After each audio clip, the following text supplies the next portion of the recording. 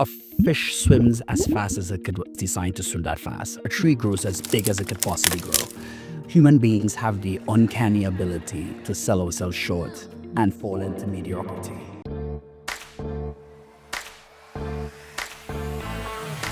Hey there, I'm Bria, and welcome to the Period Whisperer podcast. If you're over 35 and ready for real answers about your hormones, you're in the right place.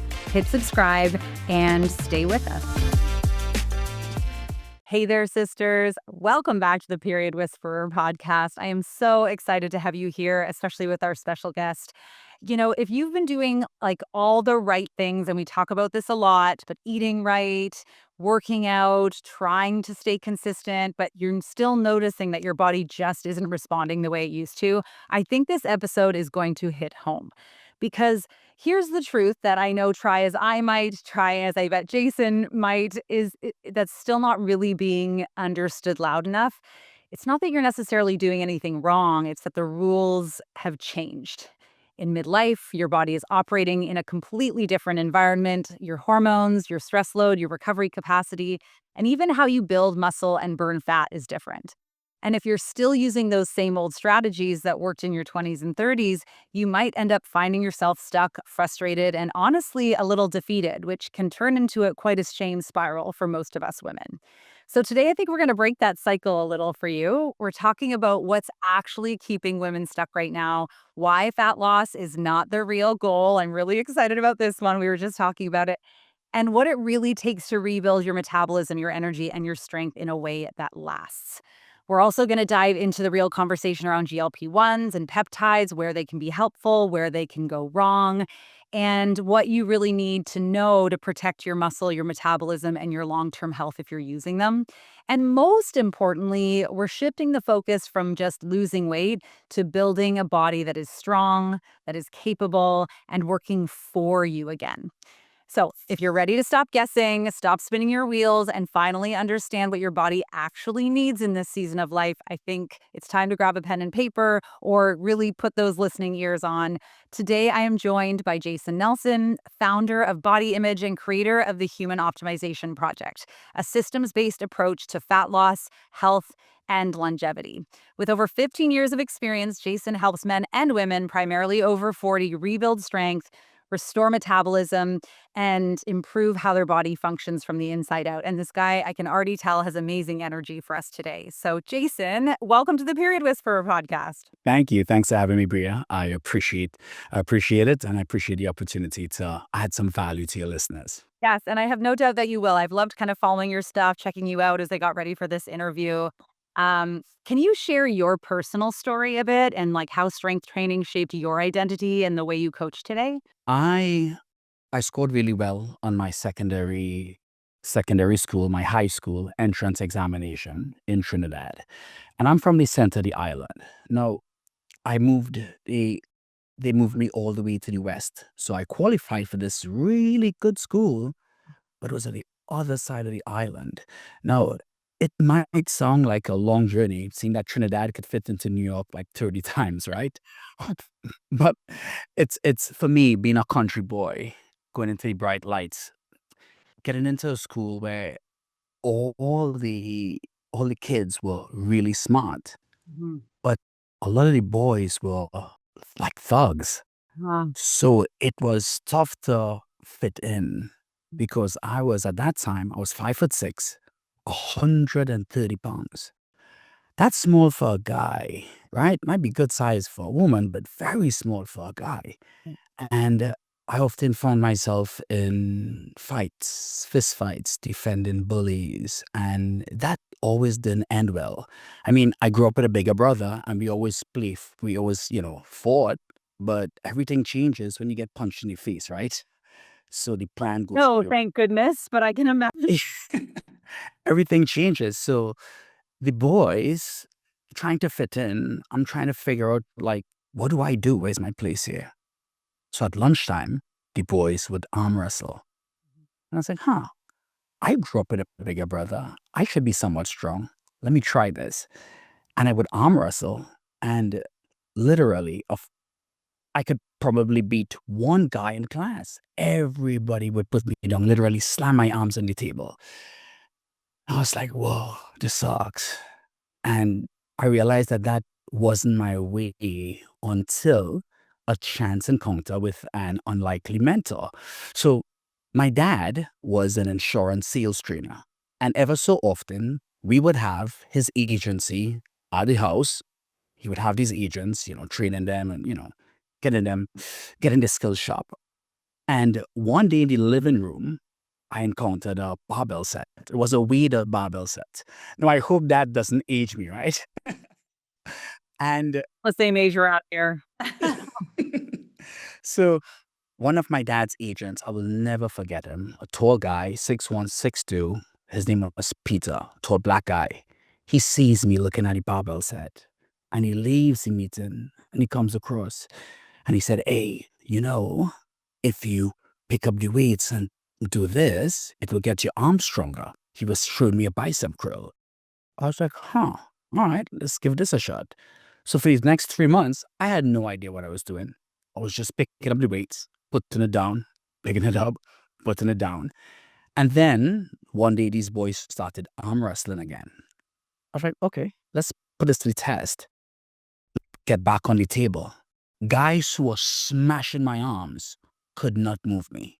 I didn't gain a single pound of weight. I didn't gain any muscle, but my strength improved like drastically.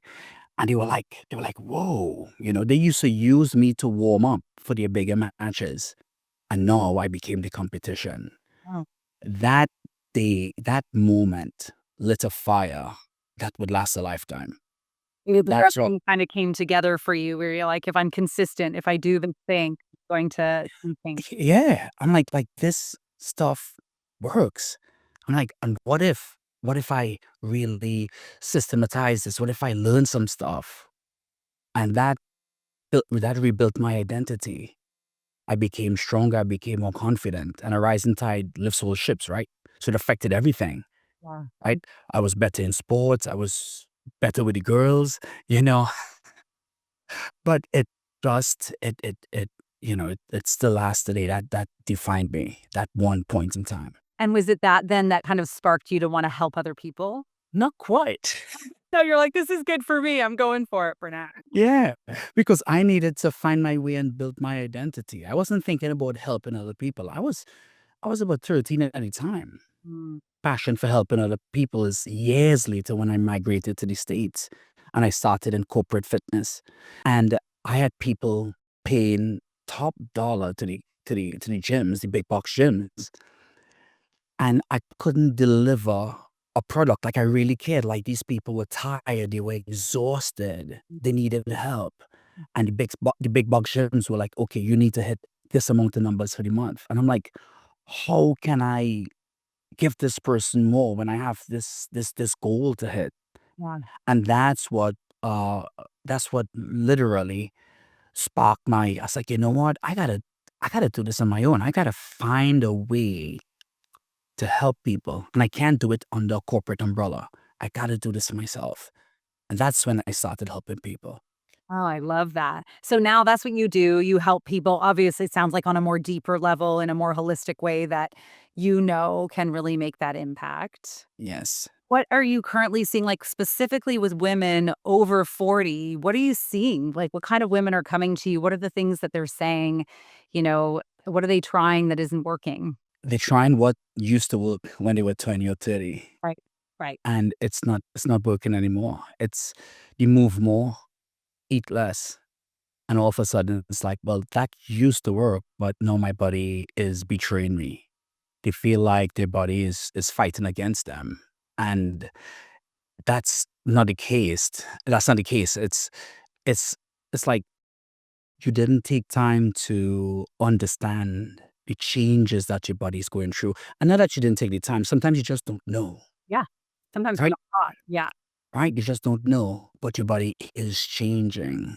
So now becoming aware of the changes in your body and learning to navigate it or getting help to navigate those changes are what's I think is the missing piece now to keep moving forward. Right? You can't keep using those outdated strategies. They just don't work anymore.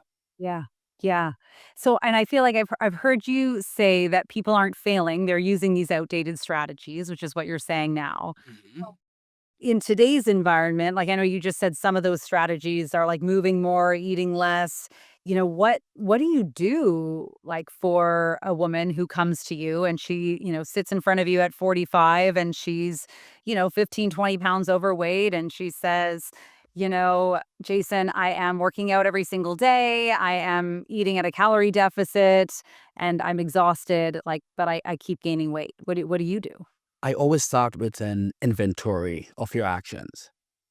So we need to get a detailed log. What are you eating? What your day is like? What time you going to bed? How are you feeling? So we start with an inventory first. Yeah. And then we start looking at, okay, where you are right now and where you need to go. Because you need to know your starting point Love this. to get to your destination, right? And then we need to identify what's in the gap Mhm. and then start looking at, okay, well, are you not sleeping right? We need to get some labs. We need to do this test. We need to do some assessments. And we need to get all that objective information in the middle. And then we lay the cards on the table. So now I have an inventory of your lifestyle. I have some labs or some tests or whatever panel the doctor gives you. We could always get more if we need to, but we need to just have that starting point and we need to know where you want to end and then map that journey out and then start moving forward. I love that. And because I think Kevin, you're right. I love that you said that we need to take inventory. We have to get clear on where we are and where we want to go so we see the gap in between, which I think is so powerful. Do you say that sleep is the most important? Like if say their eating isn't perfect, like you take inventory and you're like, "Ooh, they're maybe not training in the correct way. Ooh, maybe they're not eating right for their body, but they're definitely not sleeping well." Like, and they only have so much time. Where is your first focus? Like, where is the top priority in your mind for someone? Sleep is the top priority, but it's not the easiest thing to fix, right? And so for somebody who's coming in and they're having a bit of they're a little deflated, Mhm. right? We try to go for the lowest hanging fruit to give them a quick win. So Yeah. psychologically, you buy into the journey. But I know that we need to fix your sleep. It doesn't make a difference what you're doing if Mhm. you're not sleeping right. Your body, the systems of the body is not regenerating the way it should. You're gonna feel tired the next day, and it's very hard to eat properly if you're craving, if you're not sleeping right. It's a cycle. You'll be inflamed. The insulin like it's like Pandora's box is unleashed on the body. Yeah. So we need to first, that's the first, and I would say the biggest, one of the bigger obstacles that we need to overcome. And I listened to what you said about sleep, and it's like you say you have this thing that you say that I love that I'm gonna steal. I'm telling you right now, Do it. is that your body is not a vending machine. And most people treat sleep like that. So what do I do to go to sleep? Magnesium, glycine. I need this. And sometimes it works, but most of the time it doesn't. So part of the inventory is sleep. Knowing when you go to bed, your habits before you go to bed, your wake up times, what specifically when you wake up, Yeah. and what we need to do to kind of fix those things gradually. But sleep is the biggest thing that we need to tackle first. That's the biggest obstacle. Love that. I have to say, I also stole that from Jay Shetty. So I'm just gonna not try to put it forward. I stole from Jay Shetty. I heard him say it once. I think it's an amazing example. Your body's not a vending machine. But so what I hear you saying is that it's less about like what is the one thing I can take to make me sleep and more about that habit creation around creating the space to sleep. Yes, yes, yes, yes. And most of the times I I hear it all the time. Women come in, I didn't sleep well last night. So what did you do? Well, I couldn't sleep, so I went on my phone. I started scrolling. I'm like, no, you cannot scroll. Like, it's just adding to your dysfunction, just adding to the sleep problem. So just as I said before, taking a deep inventory of how you sleep could lead us to that to that specific, I wouldn't say diagnosis, but that specific fix that we could use to target it. So that's a big thing. What is your ideal bedtime routine? Because I don't think it has to be perfect all the time, but like what do you do on a perfect night for you? What does your bedtime routine look like? Perfect night for me. Well, I have, as I've gotten older, become very sensitive to blue light. Okay. Very sensitive. Blue light disrupts GABA in the brain, right? And then you can't calm down, and your brain keeps running while you're sleeping. You wake up and you feel like you slept and you didn't sleep at all. You're still awake, right? I agree. Your sleep sucks. Yeah. But what I've noticed is that if I looked at a little bit of television prior to sleep, I sleep better because it helps me to dump my mind. So let's say I'm doing a lot of brain work. I need something that will dump me down before I go to sleep. Now that might differ from person to person. If I were to take that time and go on the computer and actually do some work, I will be up the entire night. Yeah. I'm the same. So my ideal bedtime routine after, well, I have dinner early, shower, take my nighttime supplements. How early is dinner for you? I try and eat by 6 or 6:30. Okay. And ideally, I would like to eat even earlier, but I don't get enough calories from the time that right? Because I gotta maintain some muscle mass, right? Oh yeah. So Yeah. I can't seem to get all my calories in. I can if I were to eat terrible food, and I Yeah. can. Yeah. It's harder to get. Dinner 6:30, and then my nighttime supplements: magnesium, NAC, turmeric, zinc. Oh, love it. Okay. Right? And I take that probably about 30 minutes before I go to bed. And then with that 30-minute period, I'll look at about 20-25 minutes of television. Yeah. So not a personal screen right up in your grill. You're like spaced away watching a show. Is it? Yes. And I usually like war documentaries, Oh my gosh, that does not sound light at all. but I think the content doesn't make the difference. I think not engaging with it does. Interesting. Okay. Right? So I could look at anything and go to bed as long as I'm not scrolling and flicking through this. Terrible. I don't do that at Almost all. like it's just background noise or someone's reading you a story more than anything else. Correct. I'm dumping my brain. That's it. Okay. So this is your I like this bed I think this is a good bedtime routine. Can we go back to some of this low-hanging fruit? So if we know, like, okay, sleep is something we need to fix, it's as you say, and I agree, it's not always that easy to fix. We almost have to just create the space for it, which is, I think, what you shared here with this habit. What are some of the low-hanging fruit, habits or actions women can take that can at least give them a win to help them feel a little less want? First thing we do is we remove all starchy carbohydrates from breakfast. From breakfast? Zero from breakfast. If you are insulin sensitive, you could probably handle a little bit of it. But remove that starchy carbs from breakfast. And what that does, it gives you a sense of alertness that lasts a little longer. Like you're waking up in the morning, your cortisol response is higher. It doubles, right? Cortisol awakening response.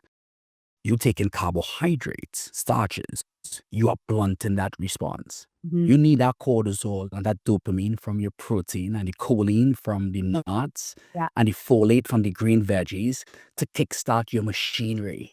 yeah, yeah. If you start taking in those carbohydrates, you boost serotonin. You should be waking up instead of putting yourself back to sleep. Yeah, that's a great tip. What is one of your favorite breakfast recommendations for the women you train in midlife? Anything that you would have for dinner. Anything I love that. I love that. So I'm like, "Ooh, vegetables at breakfast?" I'm like, half the world eats breakfast with vegetables at breakfast. Only this part of the world eats, like, weird pancakes and donuts, trust me. but and you know what's crazy is the fact that they would have a steak, no problem for dinner. And for breakfast, it's the worst thing ever, I right? You just ate that the night before, right? I know, yeah. That's so funny. And then the next pushback is, well, this is not breakfast food. I'm like, "What is?" what the media sold you as breakfast food, cereals and oatmeal and bagels. Yeah. That's what we were programmed to eat. Yeah. That's not breakfast food. Yeah. So to answer your question, steak, chicken, ground ground steak, lamb, fish, always with a bit of veggie. Always a bitter. Learn, yes, broccoli rub. If you don't have that, maybe a salad will do. Yeah. Right? We want to stimulate the gut with those bitter herbs, right? We want to add that protein, and maybe if they want to add some fats, depends on if it's steak or fish, whatever they're eating, or a little bit of nuts to go with it. You need the choline. Oh, that's great. I love hearing, like, what other people are saying, what other people are thinking, and I fully agree. I think that sounds like an amazing breakfast. And what a difference that quality of breakfast makes in the rest of your day, doesn't it? Your thoughts, you could think in a straight line. You are not sleepy. You're not craving that coffee at 10:30 or that sugary snack. You could go all the way through to lunch, Yeah. firing on all 6 or 8 or 4 cylinders, how many you have. Um, But you're not thinking about food. And then the big term now is food noise, Yeah. right? Yeah, Your machinery is running, Yeah, I often think of food noises, yeah, it's like your brain doesn't have what it needs, so it's just driving for energy, and it's hard. It's like, well, then let's give it some energy before it starts driving for energy, you know? Correct. Yeah. Correct. I want to, keep hearing about your tips and everything, but you and I talked right before we got started, and I think this is one of your massive strengths. So I want you to talk about it. You talk about fat loss being this entry point, right? That we all kind of say we want, but really shouldn't be the goal, not the place that we stop at. What do you feel like we should actually be focused on as women instead? Longevity. Full stop. Mm, Let me share something with you. yeah. Part of the human optimization project is biological age testing. We achieve that through epigenetic methylation using the clocks. Yeah. When I ran my blood work, this kind of sucks because what I didn't share personally, I was a competitive bodybuilder for 4 years. Oh, wow. I always optimized for being muscular and lean and strong. And that created serious blind spots Oh, yeah, inbound. going forward. So you could think that you look in the mirror and you could see your body lean and strong, and you could have good metabolic health, but you need to lift the hood and dig a little deeper. So what I found was, and what I started learning, is that the systems of the body, they don't age at the same pace. So the part of this test has 11 different clocks, 11 different systems run by 11 different clocks: brain, heart, liver, kidney, blood, musculoskeletal. Yeah. And I realized, again, what I optimized for is what I got. And then when I look at my brain scores, I was like, damn, dude, my mom is suffering from Alzheimer's. So I'm like, what good are deadlifts if they can't ward off dementia? Yeah. I like that. So we're looking at fat loss and how we look and how we feel, and that's awesome because we need to have that confidence and that swag, because that helps us to level up and show up better in every aspect of our life. But if we set that as the end point, we're missing the big picture.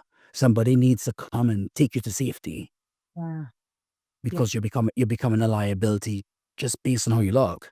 Right? We need to, again, pull the hood and dig a little deeper. Like, we're short selling ourselves if our whole goal starts and ends with fat loss, with looking a certain way. Because at some point in probably midlife is when we start to have this come to Jesus moment, I think, where we're like, wait a second, forgetting where my keys are, or I can't seem to walk up the stairs without feeling creaky, or all these other little whispers that our body starts to make a little louder for us. What you're saying is, like, when we start to optimize for longevity, for vitality, that's weight loss probably just becomes, or fat loss becomes, just a part of the journey. Yes, and if you think about an athlete doesn't worry about their physique. An athlete worries about performance. Interesting. If you think about performance, your physique just falls into line. Your body falls into line. They don't worry about, how I look, how I perform. And I think we could adopt that principle as regular people. Now that's one I'm gonna steal from you because I think that makes so much sense when I hear it. They worry about performance and then the body responds accordingly. When you do the things, when you optimize for the outcome that is like a bigger picture, more holistic outcome, the body responds. From a mindset perspective, right? No one, a fish swims as fast as it could swim, right? It was designed to swim that fast. A tree grows as big as it could possibly grow. Mhm. Human beings have the uncanny ability to sell ourselves short and fall into mediocrity. So if fat loss is the optimal, is the end goal, is the destination, and we have the ability to fall short, what I see, you asked me that question earlier, I could add to that, women and men, settling for the proxies. Mhm. Well, I did 7,000 steps today and I had my water and I eat a salad and I drink a shake and I went to the gym. Okay, cool. But there's there's something beyond that, right? Like we need to get to our goals. Yeah. Don't settle for the proxies. Yeah, don't settle for the proxies. I like that. That makes a lot of sense to me. I like that a lot. So when you're working with a new client, obviously we take inventory. You're like, where are you right now? Where do you want to go? Is that a part of that conversation of, where do you want to go? It's like, what are your big goals? What are your big motivators? What do you really want to see for yourself? That is part of the conversation, but you have to really dig deep and peel back layers to get people to even go that to meet you there. And I think like most of my consultations end in tears, Mhm. right? And it's a surface goal. Well, I want to lose weight. I want to lose weight. I want to lose weight. And then I'm like, okay, cool. We need to tie this journey to something that's deeper and more meaningful than the scale. Because if that's if that's what's going to make you feel good, then one bad win or one bad comment would derail your entire day. I see it. Yeah. Women come in to see me and they stepped on the scale prior and they all beaten up. When they put in, it's like it erased months of good work before just from one particular win. Yeah. Yeah. So those conversations, I pry and I pry and I pry and I pry, and we start uncovering things that maybe it happened in your childhood or in high school. Maybe you got dumped, or maybe you got passed up for promotion or something. Yeah. And we need to just peel that open, unpack that, and just have you buying more to your journey emotionally. So that you're doing it for a bigger reason than a number on a scale. 100%. Okay, so I wanna go back and kinda give some more I know take some more of your nuggets for the women listening, but we talked about sleep obviously as a really critical piece as, like, maybe one of part of step 1. We do the inventory, maybe we work on sleep. What are some other priorities for you that are the ones we wanna work on first when it comes to rebuilding a metabolism and optimizing for muscle? All right, so we sleep is number one. Number two, strength training. Okay. You need to lift, and lifting is not the blue dumbbell that sits next to your sofa while you're looking at Netflix. You need to train at a higher intensity because muscle soaks up the excess sugar in the blood, the excess glucose. That's why women always complain. Well, my husband, he stopped eating bread and he already lost 20 pounds. What's up with me? Well, yes, there's hormones involved in that as well, but it's also a large amount of muscle mass, active muscle mass, right? So we need to build that muscle to help us become more insulin sensitive. Yeah. And tag on to that could be some cardiovascular training, and not only that steady state training. Like, I'm going to be honest, we don't have any of our women doing steady state cardiovascular training. It's important when you look at longevity studies, but those things change. Like every month, there's a different prescription. It's 130 minutes, 150 minutes. It's 90 minutes per week. So it changes all the time. Give an And example of what steady state cardio is for the women listening. They understand. so if we're having a conversation, you can't say more than 6 words. without trying to catch your breath. That's zone 2. Zone 2, zone 3 training, Like right? jog. Mhm. Light jogging. Well, it depends on your fitness, right? So it will scale up based on your current fitness levels. So 6 sentences. And that's kind of like the measurement from back in the day. It still holds true now. And to speak about us going to steady state cardio, what bodybuilders figured out back in the day still holds true now. Steady state cardio becomes really effective at 2 times. One, post strength training, Oh, interesting. Okay. right? And 2, first thing in the morning on an empty stomach. Okay. That's what they use to get lean, to lose fat, right? But we blend that into activity level when it comes to coaching of a woman. Okay. So you work in the city, take a stop on the subway, take 10 steps back, walk 10 blocks, Yeah. build that in there, right? You have a dog, you need to walk your dog, Your dog. Yeah. build it in there, right? But what we do push is the VO2 Max training, the conditioning training. Yeah. Like the sprint So, training kind of. correct. And then, it's like, well, I can't sprint because my knee feels a certain way. Well, let's get on the air assault bike. Yeah. That's a sprint. Let's get in the row machine. That's a sprint. Let's get in the erg. That's a sprint. And I usually see 10 to 15 minutes, 3 or 4 times a week is sufficient to maintain that engine. Maintain, not to increase it though. Let me rephrase that. That prescription, well, it depends on if you want to increase it, right? That prescription helps strength training become more efficient.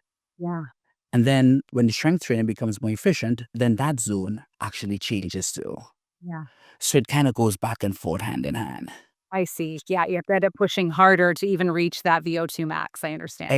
Exactly. And then the recovery between sets, Yeah. Takes a bit longer or shorter. bang, shorter as you get better. So now we see that it lends hand in hand because it's both in the anaerobic energy pathway. So it it would maintain and in that aspect increase at the same time. I love that. Okay, so I can hear the voices of our sisters listening today, and I can see why they'd want to know very specific. So, let's say you have a woman midlife, she has optimized her sleep. At least we've got them sleeping well, and she's on board with wanting to like optimize for longevity with the caveat that weight loss is going to be a part of that and building muscle. What would, in 7 days, what would a typical, balanced training program look like between resistance training and VO2 max or sprint interval training or mobility workouts? Like, what's a balance there that you find effective? Now, 7 days is a week, right? So let's say we take one day off. Yeah. Okay. One day completely off.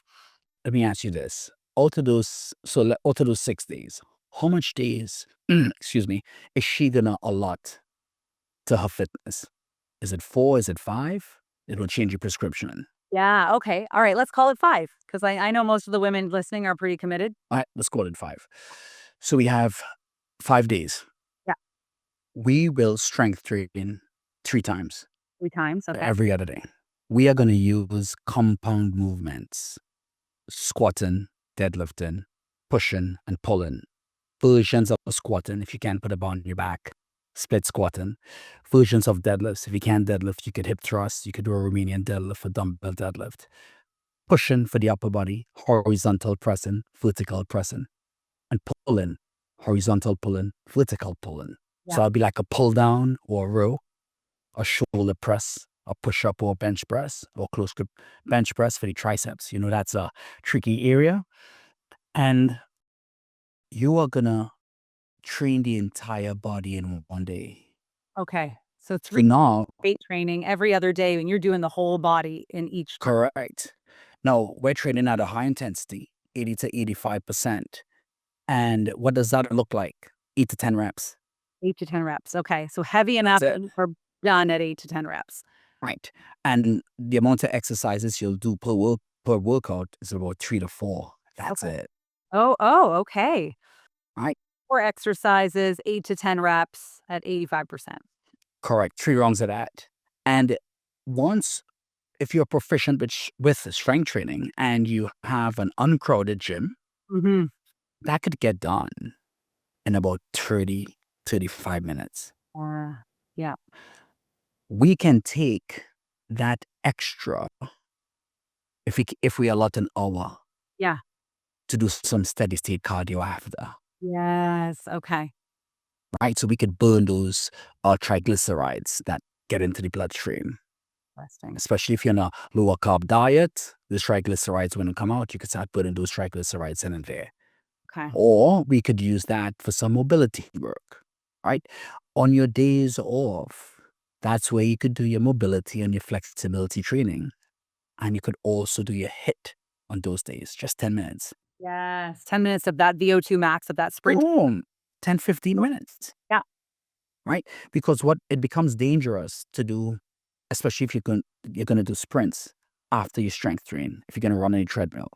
If you want to do your HIIT on those days and stay anaerobic, no, there's no one prescription, right? Yes, of course. If you want to do your HIIT on those days, I strongly suggest the air assault, sled bushing, the battle ropes, the ski erg.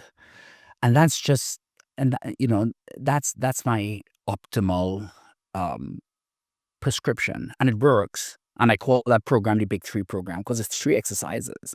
Yeah, that's great. We've been using that for years, and I've tested that, Yeah. and that works. It's a- So this is not something that I'm guessing. This is what we do, and I have tons of evidence to show you that. I love that. You've got the receipts. I love that. Yeah. So, and then can you talk briefly about nutrition surrounding your workout? So, if we're going to be weight training, at this intensity 3 days a week, and then let's say 2 days a week, we're going to do some sprint intervals and some mobility work. How do we change our nutrition, which might be 3 meals and a snack every single day or just 3 meals when it comes to these workouts? Do we make any changes? Well, if you're depends on your goal at the moment.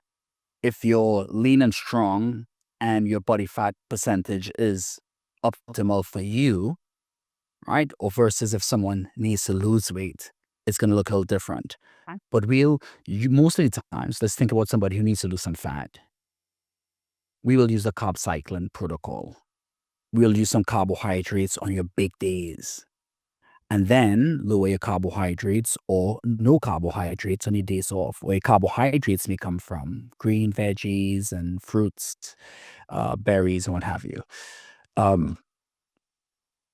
Prior to training, I don't like having carbohydrates before training if you need to lose weight, if you're not insulin sensitive, because again, the serotonin dulls that you need that dopamine, Yeah. Yeah. right? It'll put you to sleep. I experienced that now, but when I was 20, 25, I could eat 2 Snickers bar and go to the gym. I'd be killing it. If I were to do that now, I'm sleeping on the gym floor. Somebody has to wake me up, right? So it changes, and I'm still lean as I was when I was 25, but my body's not handling that carbohydrate load anymore, Yeah. Yeah. right? Part of So our age. exactly. So in terms of nutrition, cycle higher carbs on your strength training days, lower carbs on your non-strength training days. If you want to touch on supplementation, right? You want to have some type. I always recommend electrolytes and amino acids while you're training because it fuels the muscles. Amino acids they don't require digestion. It's like an IV. It hits your stomach, branching amino acids. It goes straight into your bloodstream. Yeah. Right? You have electrolytes to ensure that you have the magnesium and the sodium so your muscles function the way they're supposed to function. Yeah. You have good clarity around your workouts. And then post-workout, we're not going to do the big fruit smoothie.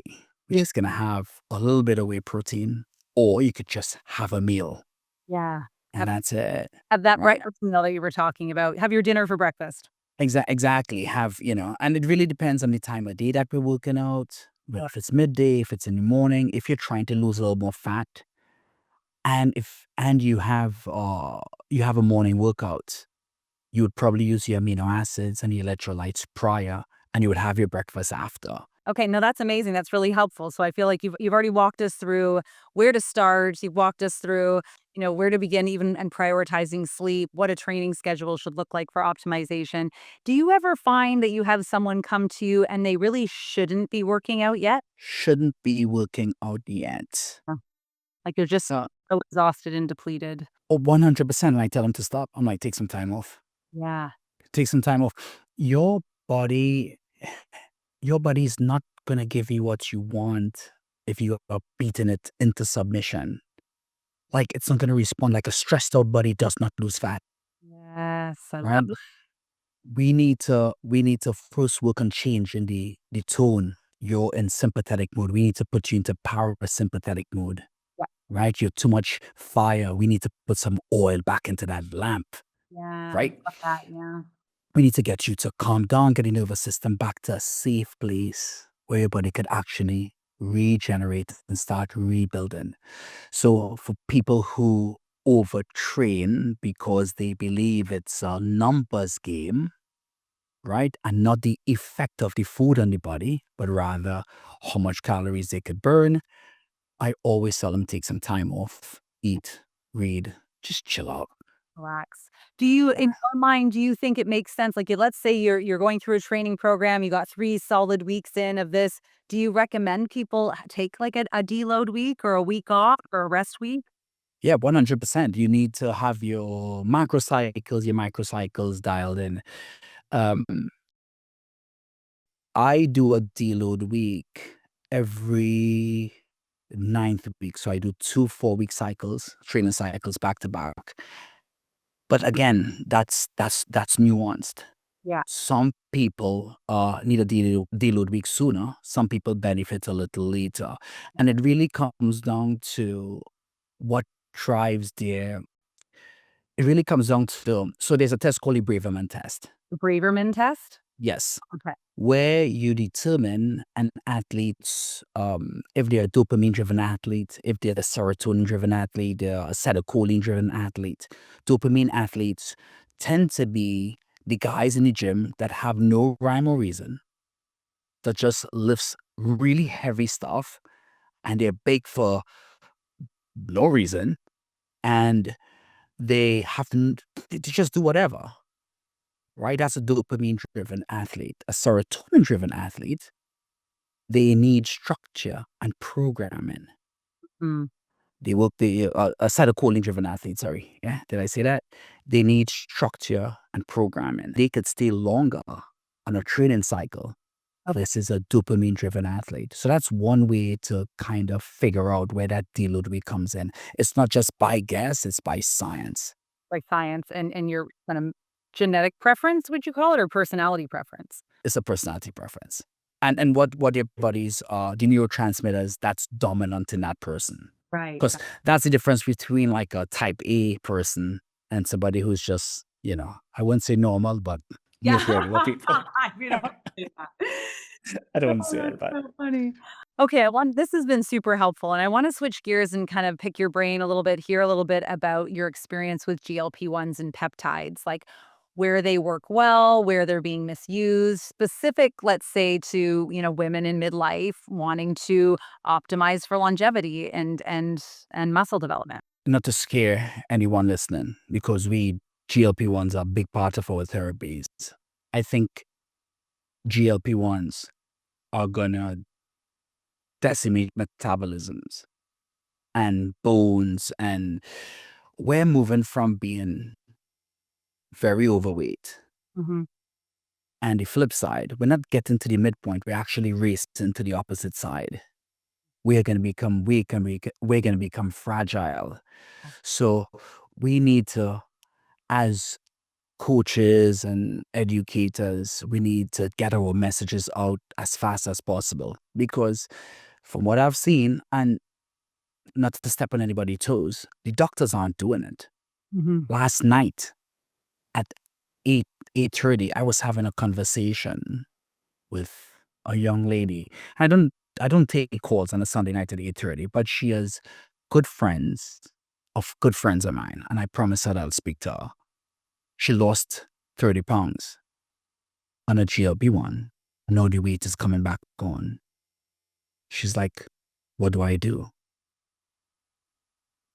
And I could sit there and preach to her and tell her everything that she should not have done. Yeah. And I said, listen, I said, here's what. And for women listening to this who in that situation, I said, you need to stop the drug. I said, what we need to do now is focus on rebuilding your metabolism. All the strength training stuff that I outlined before, right? Those are the things that you need to do. I said, what you can do is go on a microdose just to curb Yeah. the cravings and do some deep foundational work. Yeah. I said, because I said, there's no other way out. I said, I don't know any way out. I said, maybe somebody else does, but I don't. So I think the misuse of GLP-1s is going to be detrimental in the long run, right? Yeah. But with that being said, it's a powerful tool that we need to use responsibly. Yes, that's what I was thinking as well. I think there's always gonna be misuse of something for sure. I think we know that. But I think what's fascinating is that it's FDA approved probably, and maybe it is saving lives in some way, but I think for most people, it really needs to be used in a very tiny amount alongside of strength training, protein forward. So it's like working together and temporary. It should not be something you're on long term. That's how I feel anyway. I'm gonna tell my opinion out there. I know, no, I feel like that too. And I always say you can't build a strong second floor and a weak foundation. So our programs are foundations first.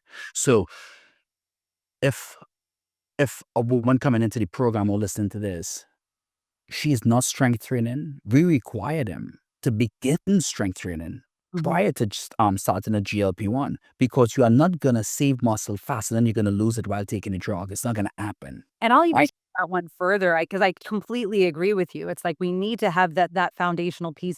And if your adrenals are not in a place where you can even be strength training, we got to go back to that. If you're not sleeping, in order for you to get the benefits of strength training, you got to go back to that. It kind of comes back to your beginning point of we have to take stock of everything, and that's why it can't be just a blanket. Oh, let me buy this from the influencer online. Definitely. Foundations have to be first. And then, once we establish a good foundational base, we use the therapy Yeah, as, again, a temporary way to just curb the cravings while we allow the lifestyle habits and the foundational work to take shape. And then when you're coming off of the GLP-1, let's just give you a couple weeks, probably 90 days, and see what's going on. So far, we've been able to do that successfully. And, we do tell our clients, like, you will experience a 5 or 6 pound rebound. And that's not necessarily fat gain, because 1 gram of carbohydrate attracts 3 grams of water. So as you start back going into regular eating, you would start filling up your muscles volumized a little bit. I said, but past that 5 to 6 pounds, we need to take check. And so far, we've been rocking it because we lay down the foundation first. I agree. There's, more than just the food noise. It is, metabolically, it does help us to be more insulin sensitive, these GLP-1s. So it can repair that communication so that if you are doing these other pieces that you walked us through so beautifully today, we shouldn't need to come back to a lot of food noise. We really shouldn't need to bounce back and wonder where this weight is coming from if you're doing that underlying work. Of course. And when it comes to food noise, even yesterday, I'm home. I'm telling my girlfriend, we went out Saturday night and was late. Slept in a little bit on Sunday morning, and I just picked up breakfast, and then I picked again, and she's like, "Oh, you're quite picky today." And I said, "This is where food noise comes from, because we don't sit to have Proper meal. nutrient dense meals. Absolutely. Once you have that nutrient dense meal, your brain shuts off. Like, okay, I could just go and do some other stuff, Yeah, absolutely. right?" And as a coach, I know this and I experience this and I teach this, and I still find myself pattern some of these things sometimes, much less for a woman who is stressed out and, doesn't have that awareness or those skills. I love that you share that. I think that's probably what makes you so successful at what you do, because we have these same conversations with ourselves at all times. There are times where I did not have the proper breakfast, and then I am thinking about what's in the pantry all day long, or trying to get through it, or just eating it anyway. I mean, I think that's just the human body trying to survive. None of Yeah, us are yeah. perfect. And you mentioned about use of incorporating other peptides into the journey. Yeah. We do use other peptides. We use a big one is NAD plus, right? That, We usually stack that with something called MOTS. Those help. The NAD helps regenerate ATP. The MOTS helps protect the cell from oxidative stress and promotes metabolic flexibility. So now we could move between burning fat and carbohydrates. So that hungry feeling you get when you start shaking, when you're not fat adapted, yeah. we start moving the needle on that as well. Other therapies we use sermorelin, glutathione for detoxification. 'Cause that's a big thing. Yeah, it's a huge thing, especially for women in midlife. It's a big, big thing for everyone, of course, but we see it really now. Uh, what about, do you use much like BPC 157, TV 500 in yours? Yeah, obviously that. All right. Yeah, big one for joint health and joint pain and inflammation and rebuilding the gut. We also use GHKCU for skin and hair, the glow up, right? Yes, the glow up. Yeah, we also use one called AOD 9604. Oh, Great for fat loss, and it doesn't have the muscle wasting effects or the potential muscle wasting effects on the GLP-1s. It's slower to work, but alongside the right protocol, I recommend that before I recommend a GLP-1. oh, I like hearing that, because we're saving that metabolism. You're Right, Mike? protecting your long-term investment. Exactly. It's a fragment of the growth hormone. Yeah. The fragment of growth hormone, I think it's taken off the C terminal, and it boosts lipolysis and stops lipogenesis at the same time. So I think, what I hear you saying, and what I feel to be true in my experience and my practice, is that, these are like the icing on the cake of your cupcake, but you can't be the little kid who just licks the icing off the cake and expect it to be a quality experience. You've gotta build your cupcake, your foundation first, and then you can add your icing and your sprinkles, and that is the beauty and opportunity of peptides. Without that cupcake, you're just gonna get stomach rot from too much sugar. and we're looking at peptides is imagine you're taking a road trip and you listen to your favorite tune on the radio in the car. And then you get out of range and you start getting that white noise. Mhm. Right? You can't hear it too, like what's going on, right? Peptides send a signal, one switch, one signal, right? If you have gut issues and you have an inflamed gut, I've seen people take GLP-1s and don't lose a single pound, Yeah. right? So if your gut is working the way it's supposed to work and your inflammation is low, your inflammatory markers are low, Yeah. peptides work wonders. You become a super responder. Yeah. Yeah. And everybody and all my clients that responded really well, when I look at their numbers, the C-reactive protein was low, the interleukin 6 was low, and I'm like, huh. And those that didn't respond well, all those numbers were elevated. Yeah. Yeah, it's the underlying work has to be done first, is what you're saying. Right. I get why. Why did I get here in the first place? Let's create those foundational pieces. Yeah, because you don't have a peptide deficiency. No, yeah, you don't have a peptide deficiency or receptor problem. Exactly. Jason, this has been amazing. I really, again, I see why you've been so successful, and how you've helped so many women. And I feel like you've given us some incredible nuggets today. Did I miss anything? Is there any other messaging you want to share to the women listening today before you tell us where we can get into your world? Don't stop trying. Like, seek help. Yeah. Don't figure it out on your own. Like, just get somebody who, even if somebody is one step ahead of you right now, but don't go through this journey alone. get your problem solved as soon as possible. Because the faster you get it solved, the faster you could become who you want to become, right? That person who's inside, that awesome, vibrant, energetic person. You need to become that person ASAP. So you need to seek help and solve your problem. Have patience, but know that once you're on that path with somebody you trust and somebody that has led others on that path, like you're gonna get there. But to get there, okay? Never stop looking for it. Never stop looking for it, definitely. That's a great message. How do we get into your world, Jason? You're very inspiring. You obviously have so much knowledge. For anyone listening who wants to learn more from you, where do they go? You could find me on Instagram, J Nelson, Jay Nelson 0580, or you could go to my website, bodyimage.health. Perfect. I'm going to put all the show notes for everyone listening. Jason, thank you so much for your time, for your inspiration, for your knowledge. I definitely took a lot away today, and I know all of the women listening did too. So thank you for being here. Thank you for having me, and I hope we added value to your audience big time. You definitely did. And sisters, I think you can take if nothing else, take at least one thing out of this today to go out, be more in your life and not just less on a scale. And we'll catch you in the next episode. If you're 35 plus and ready to stop guessing, start understanding your hormones, and feel your absolute best, hit subscribe. That's what we do here.